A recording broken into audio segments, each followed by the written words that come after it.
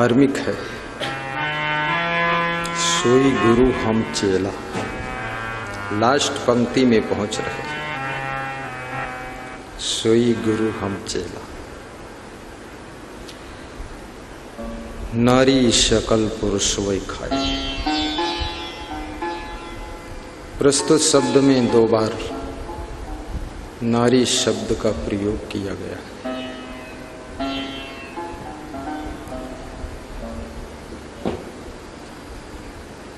प्रारंभ में जो नारी शब्द कबीर साहब ने प्रयोग किया, उस नारी का अर्थ भक्ति है।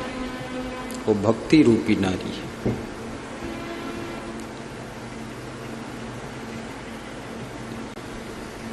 लास्ट में जो नारी शब्द का प्रयोग किया गया है, उसका अर्थ माया रूपी नारी है। दोनों नारी, नारी से ही नारी बचा सकती है। जो नारी का पलड़ा भारी पड़ जाए,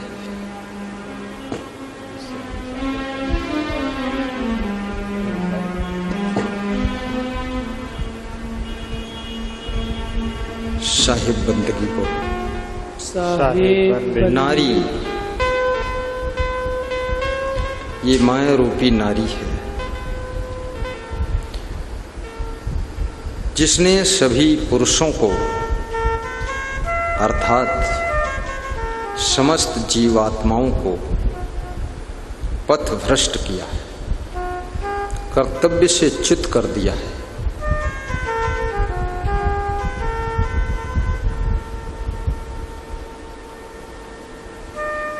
ये साधारण बात नहीं।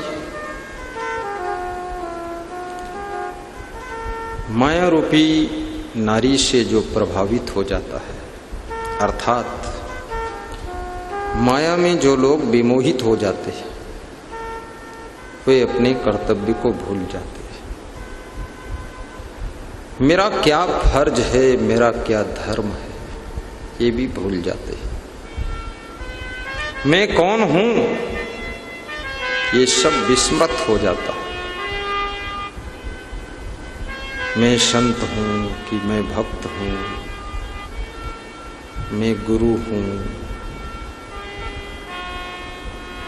मैं सीएम हूं, पीएम हूं, डीएम हूं,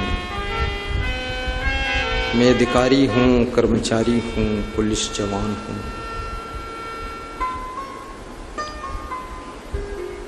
मैं पिताजी हूं, माताजी हूं। ये माया का प्रभाव बड़ा विचित्र है। और माया का सूक्ष्म रूप ये काम, क्रोध, लोभ, मोह, मत्सर, ईर्ष्या, अहंकार, ये माया का सूक्ष्म रूप। अब जिसके ऊपर ये मनोविकार प्रभावित हो जाते हैं, वो पिता अपने कर्तव्य से विचलित हो जाता है। सभी बच्चों की फिक्र छोड़कर व्यभिचार के नरक कुंड में गिर जाता है। माँ अपने बच्चे को छोड़कर, जवान बेटे को छोड़कर किसी और पुरुष के साथ में भाग जाती है। यही माया के ऊपर हावी हो रही है। जब तुम दूसरे की संपत्ति में बेईमानी करने को सोचने लग जाओ और बेईमानी कर भी लो, तो समझ लेना तुम माया के चंगुल में आ गए। जब किसी की उन्नति देख करके तुम ईर्ष्या करते हो, जलन करते हो, यही माया की अविद्या है। और उस ईर्ष्या से तुम्हारा सुख जलकर भस्म हो जाता है, तुम्हारी खुशी राख हो जाती है। जो एनर्जी तुम ईर्ष्या करने में खत्म करते हो, वो एनर्जी तुम अपने उत्थान में भी खर्च कर सकते हो। अपनी उन्नति के बारे में सोचो। और उन्नति भी केवल भौतिक उन्नति में ही यदि तुम लगे हुए हो, तो ये सब समझ लो माया का ही खेल चल रहा है। भौतिक उन्नति को प्राथमिकता मत दीजिए, आध्यात्मिक उन्नति को प्राथमिकता दीजिए। भौतिक उन्नति का सेकंड स्थान है। पहले धर्म होना चाहिए, उसके बाद धन का महत्व है। पहले भक्ति, फिर बाद को संपत्ति। क्योंकि संपत्ति से केवल सामान मिलता है, जीवन यापन होता है, पेट पालन होता है, नश्वर चीजें मिल जाती है, लेकिन सुख शांति नहीं मिलती। इसलिए बड़े बड़े धनवान भी सुखी नहीं हैं, उनको भी शांति नहीं, बड़ी बेचैनी रहती है। भक्ति से शांति मिलती है, भक्ति से सुख मिलता है। क्योंकि भक्ति के माध्यम से ज्ञान प्राप्त होता है और ज्ञान के द्वारा सब दुख दूर हो जाते हैं। ज्ञान दुखों का नाशक है। मैं अमर आत्मा हूं, शरीर नाशवान है, रिश्ते नाते सब क्षणभंगुर है। चाहे पत्नी का रिश्ता हो या पति का रिश्ता हो या माता पिता का रिश्ता हो, सब नश्वर है। माता पिता का शरीर भी नश्वर है। शत्रु और मित्र सब क्षणभंगुर है। ये जितनी जगत की चमक दमक दिख रही है, ये बाग बगीचे, नदी, झरने, पहाड़ सब परिवर्तनशील। सुंदर से सुंदर मकान, अट्टालिकाएं, भवन, चमकती दमकती गाड़ियां, ये सब नश्वर है। अगर नश्वर में ही तुम्हारी रुचि बढ़ती रही और नश्वर में ही तुम भूले रहे तो तुमको बहुत दुख मिलेगा। नश्वर के बीच में रहते रहते इन नश्वर चीजों से नश्वर शरीर का पालन करना है। क्योंकि नाशवान शरीर नाशवान चीजों से ही जीवित रहता है। परंतु इस नाशवान शरीर से और नश्वर वस्तुओं के बीच में रहते रहते उस अविनाशी का भी बोध होना चाहिए जो तुम स्वयं हो, जिसका नाम जीव आत्मा है, जिसे आत्म बोध कहते हैं। उसको पहचानो कि मैं कौन हूं। मैं शरीर नहीं हूं, मैं हाथ पैर नहीं हूं, मैं आंख कान नहीं हूं, मैं मकान दुकान नहीं हूं, मैं गाड़ी नहीं हूं, मैं सामान नहीं हूं, मैं धन दौलत नहीं हूं। ये सब चीजें मुझसे पृथक है। मैं शुद्ध बुद्ध चैतन्य स्वरूप आत्मा हूं। हर्ष और शोक की लहरों के बीच में ये जीव निरंतर डुबकी लगाता रहता है। छोटी सी कोई चीज की उपलब्धि हो जाती है, हर्ष में फूल जाता है, और छोटा सा कुछ नुकसान हो जाता है, शोक में डूब जाता है। राम जी शिवरी से कहते हैं, जिसके मन में हर्ष और शोक दोनों का प्रभाव नहीं पड़ता है, सम रहता है जो, वह व्यक्ति नवी भक्ति का अधिकारी होता है। नौम नम्र सबसों छलहीना, हर्ष शोक दोनों से हीन रहना है। क्योंकि आज जिस बात का हर्ष है वो समीकरण कल बदलने वाला है। बेटे के विवाह में माता पिता बहुत खुश होते हैं, बहू के आते ही वे दुखी हो जाते हैं। बस साल भर 2 महीना 2 साल लगता है, बहू ज्यों ही अपना तांडव शुरू करती है, माता पिता टेंशन में आ जाते हैं।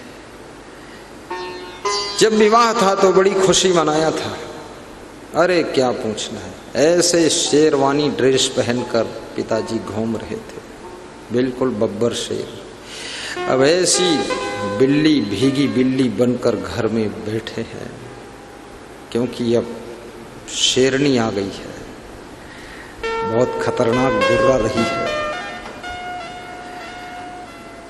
सारी खुशियां दुख में बदल गई है। एक सज्जन बहुत बड़ी बात कह रहे थे कि मेरे बेटे का विवाह था, मैंने अपनी सिटी को दुल्हन जैसा सजाया था, और बहुत खुशी होकर बता रहे थे। दूसरे साल जब मिले, कमरे में अलग मिलने के लिए टाइम मांगा तो मैं मिला तो रोने लगे। तो हमने कहा क्या हुआ? बोले अरे दुल्हन जैसा तो हमने तहसील को सजा दिया था, और दूसरी दुल्हन जो आई उसने ऐसा बर्बाद किया है। ना मेरे से मुँह बोलती है, न मेरी वाइफ से बोलती है, न बड़े लड़के से बोलती है, और छोटे लड़के की वो दुल्हन है, छोटे लड़के को भी ऐसा पढ़ाया है, ऐसा ज्ञान दिया है, ऐसा उसको ट्रेनिंग दे दिया है, वो भी अब मुंह नहीं बोलता है। मैं सोचता था घर में एक सदस्य बढ़ गया, दुल्हन बढ़ गई, बहू बढ़ गई, लेकिन अब पता चला कि जो मेरा बेटा था वो भी सदस्य घट गया, अब वो भी मेरा नहीं रह गया, वो भी कम हो गया, बोलता ही नहीं। और उस बेटे का सबसे बड़ा दुश्मन मैं ही हूं, मेरे से ही नाराज रहता है। और उसकी जो बीवी है, मेरा मुस्लिम परिवार है, क्या करूं? सत्संग तो सुनते ही नहीं है। मैं आपका सत्संग सुनता हूं तो सुनते ही नहीं, बस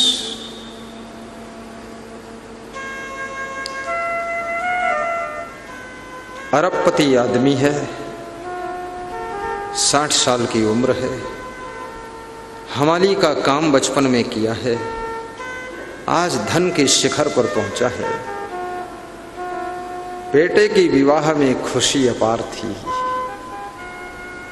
दुल्हन के आते ही दुख इतना है कि वो व्यक्ति जो 60 साल का है, जिस समय मजदूरी करता था उस समय भी वो रोया नहीं था, अब वो रो रहा है। बहू ने उसको बहुत रुलाया है। क्यों? ये सब माया का ही प्रभाव है। समीकरण सब बदल रहे हैं, घटना चक्र चेंज हो रहा है, सबके मन परिवर्तन हो रहे हैं। आज जो तुमको बहुत मानता है, 1 साल के बाद वो शायद कम मानेगा कि नहीं मानेगा, कि भूल जाएगा, कि तुम्हारा मोबाइल फोन भी नहीं उठाएगा। तुमने जिसके लिए लाखों खर्च किए हैं, जिसको अपना कहते थे, अब तुम जब मोबाइल करते हो ना, तुम्हारा मोबाइल भी नहीं उठाता है। इतना जब उसकी जरूरत थी, स्वार्थ था, तब तुम्हारे पैर छूता था, कहता था तुम ही हो सहारा, तुम ही हो किनारा। अब कहता है कि नहीं, अब तो जरूरत मुझे नहीं, किसी से मतलब नहीं। बहुत बेईमान आदमी है। तुम सोचते हो कम से कम फोन तो उठा ले, कुछ हालचाल मालूम कर लूं, अभी भी तुम्हारा मोह उसके प्रति नहीं मिटा है। और उसने तुम्हें यूज करके, गन्ने की तरह चूस करके चूहर बनाकर फेंक दिया है, फिर भी ये चूहर उसी को याद कर रहा है। अब ये चूहर आग में जल जाएगा जिस दिन, उसी दिन इसकी कहानी खत्म होगी। चूहर मत बनो, गन्ने की तरह अपने को चुसवा चुके हो, अब कम से कम इस मोह के पिंजड़े से निकल जाओ, अपने आप को मोह की म्यान से अपनी जिंदगी की तलवार को बाहर खींचिए। जब तक तलवार म्यान के अंदर रहती है, ना तो किसी को काट सकती है, ना दुश्मन का सामना कर सकती है। जब म्यान से बाहर निकलकर तलवार आती है, तब दुश्मन को काटना और मारना शुरू करती है। जब तक तुम मोह की म्यान में बंद हो तब तक तुम्हारी शक्ति काम नहीं करती है। जिस दिन तुम अपने को मोह की म्यान से खींचकर बाहर कर लेते हो उसी दिन तुम सब बुराइयों को, माया को काट कर फेंक देते हो और तुम्हारा जीवन सुखी हो जाता है। अपने को खींचो बाहर। श्री चवन ब्रांड के जीवन में जरूरत के पिछले 5 वर्षों में लगातार अपनी बेहतरीन औषधियों के द्वारा 1 लाख से अधिक लोग जो दर्द से बेचैन थे, उनका घुटना दर्द, कमर दर्द, जोड़ों के दर्द को ठीक किया है। आगे हमारा यह प्रयास अनवरत जारी है। आप बिना किसी ऑपरेशन के अपना घुटना दर्द, कमर दर्द व जोड़ों के दर्द को आयुर्वेद की सर्वश्रेष्ठ औषधियों के द्वारा ठीक किया जा सके। इसलिए आज ही आप अपने किसी भी प्रकार के घुटने दर्द को ठीक करने के लिए श्री चवन आयुर्वेद की औषधियों को अपने घर पर होम डिलीवरी के लिए संपर्क करें। आज ही ऑर्डर करें श्री चवन के अचूक औषधियों को। आप हमसे इन नंबरों पर संपर्क कर सकते हैं 771459 9999, 771675 5555। श्री चवन आयुर्वेद।